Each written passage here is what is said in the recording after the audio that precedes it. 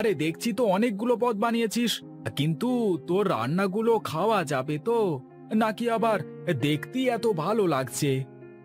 বাবু, একবার খেয়েই দেখুন না কেমন লাগে খেতে। একবার খেলে বারবার খেতে মন চাইবে। সে তো খেলেই বুঝতে পারবো, কিন্তু আগে কি দিয়ে শুরু করি সেটাই তো ভেবে পাচ্ছি না। বাবু, আগে পায়েসটা খেয়ে দেখুন।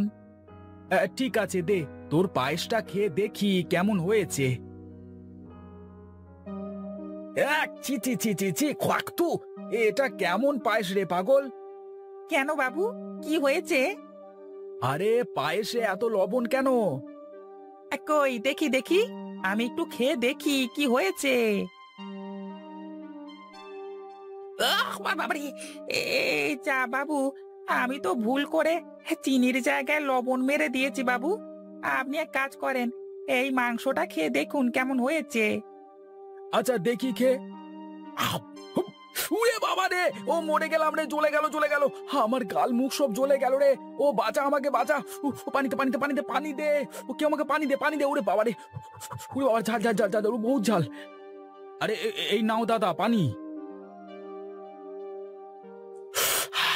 ওরে ওরে, তোরা কেউ এই খাবার মুখে দিস না রে।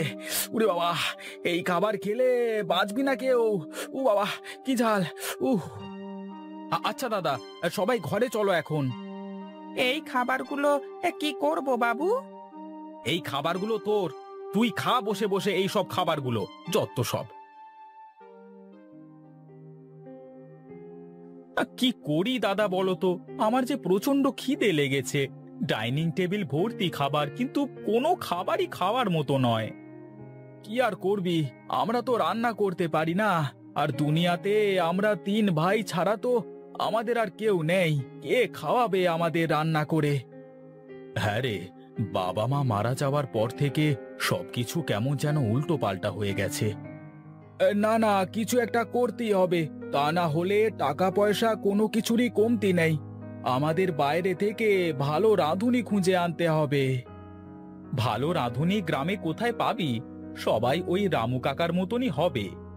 তা তুই খারাপ কথা বলিসনি, খুঁজে পাওয়াই তো মুশকিল। পাবো পাবো, টাকা থাকলে সবই সম্ভব। আমি কালকে গ্রামে খোঁজ লাগিয়ে দেব, ভালো রাঁধুনি নিশ্চয়ই পাওয়া যাবে। আচ্ছা ঠিক আছে, তাহলে তুমি তাই করো। আমি যাচ্ছি গনাইয়ের হোটেলে খাবার খেতে, আমার অনেক ক্ষুধা পেয়েছে। আমিও যাব খাবার খেতে, চল চল একসাথেই যাই। আমিও যাব, এই চল চল, তিন ভাই একসাথেই খাবার খেয়ে আসি।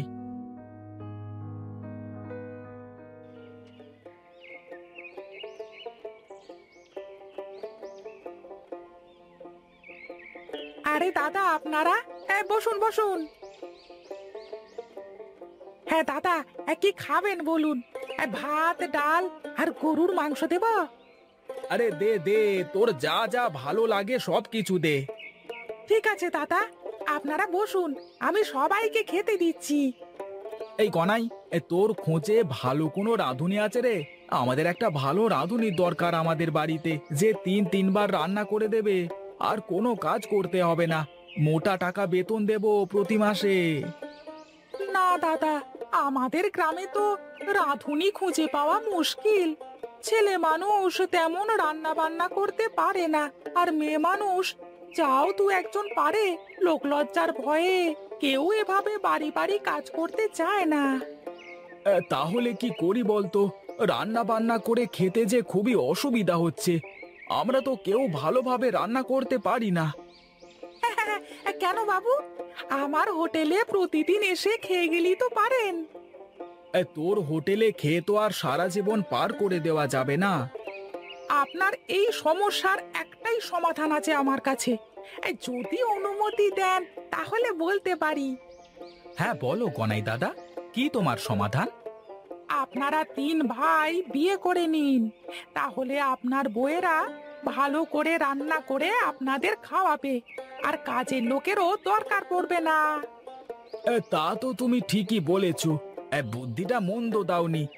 দেখি আমরা একটু ভেবেচিন্তে কি হয়। দাদা, শুধু বললেই তো হচ্ছে না, ভালো রান্না করতে পারে, এমন মেয়ে আজকাল খুঁজে পাওয়াই বড় কষ্ট। ওসব নিয়ে আপনি কোনো চিন্তা করবেন না। ভালো রান্না করতে পারে এমন মেয়ে খুঁজে দেওয়ার দায়িত্ব আমার। আচ্ছা, এই বিষয় নিয়ে পরে আমি তোমার সাথে কথা বলবো। এখন খেয়ে নি আগে, প্রচুর ক্ষুধা লেগেছে।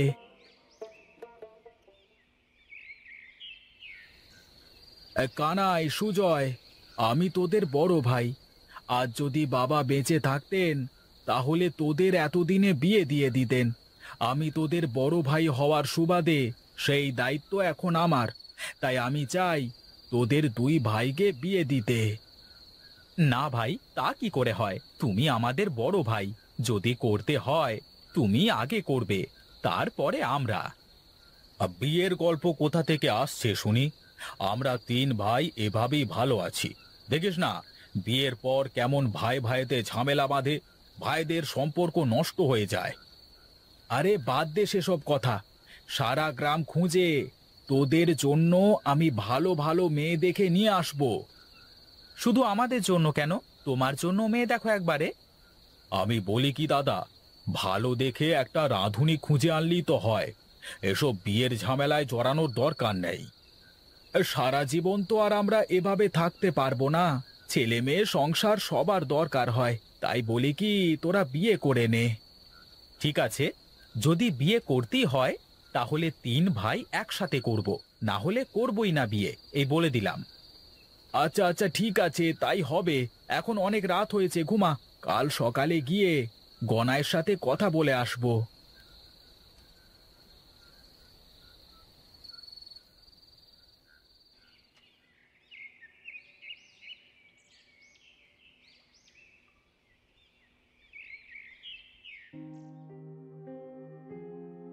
এই রামু,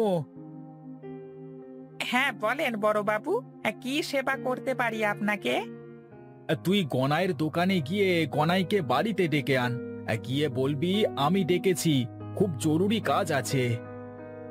ঠিক আছে বাবু, আমি এক্ষুনি গোয়িং আর এক্ষুনি আইং।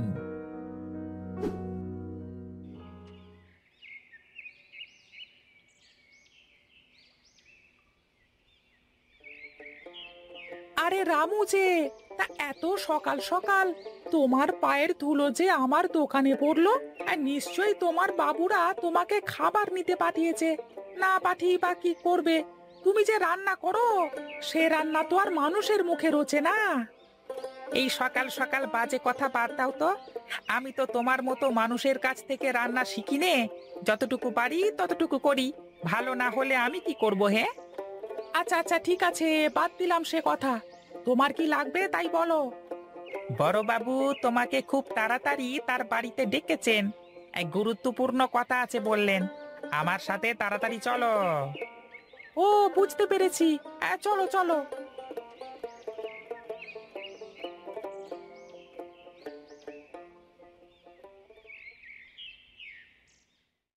আমাকে ডেকেছেন বাবু? হ্যাঁ হ্যাঁ, আমি তোমাকে ডেকেছি। বসো, এখানে বসো। না বাবু, বসবো না, আপনি বলুন, আমি দাঁড়িয়েই আছি। তুমি বলেছিলে না যে আমাদের তিন ভাইয়ের জন্য ভালো মেয়ে খুঁজে দেবে। যাও যাও, তোমাকে এই দায়িত্ব আমরা দিলাম। মেয়ে তিনটে রান্নার হাত যেন খুব ভালো হয়। আরে আমার হাতে তিনটে মেয়ে ইতিমধ্যে আছে, রূপে গুণে সব দিক থেকেই খুব ভালো, আর ভালো ব্যবহার। ওরা হচ্ছে আপন তিন বোন। যদি এক পরিবারে আসে তাহলে মিলেমিশে থাকতে পারবে। আচ্ছা আচ্ছা, ঠিক আছে, তুমি সবার সাথে কথা বলো আর বিয়ের ব্যবস্থা করে ফেলো। আচ্ছা ঠিক আছে বাবু, আপনি কোনো চিন্তা করবেন না, আমি সব ব্যবস্থা করে ফেলবো। আমি এখন আসি বাবু।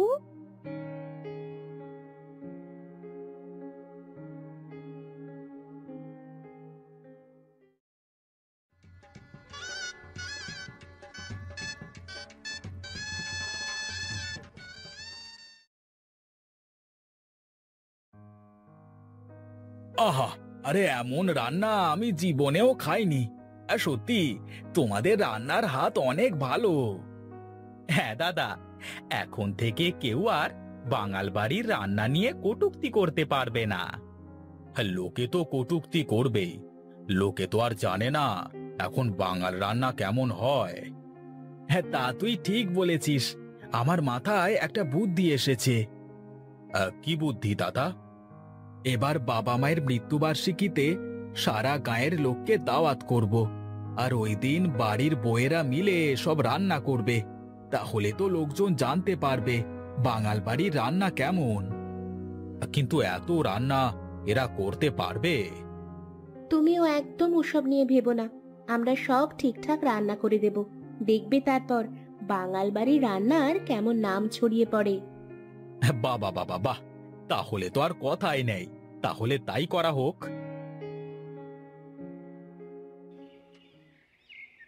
তারপর কি হলো মা?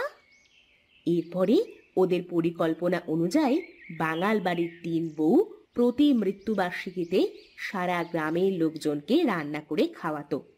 আর এভাবে বাঙাল বাড়ির রান্নার নাম সারা গ্রামে ছড়িয়ে পড়ে। তাহলে সত্যি কি বাঙাল বাড়ির রান্না অনেক সুন্দর? এটা পরশু আবার বাঙাল বাড়ির গৃহস্থদের মৃত্যুবার্ষিকীতে সারা গ্রামের লোকের দাওয়াত পড়বে, আর ও বাড়ির 3 বউ রান্না করবে।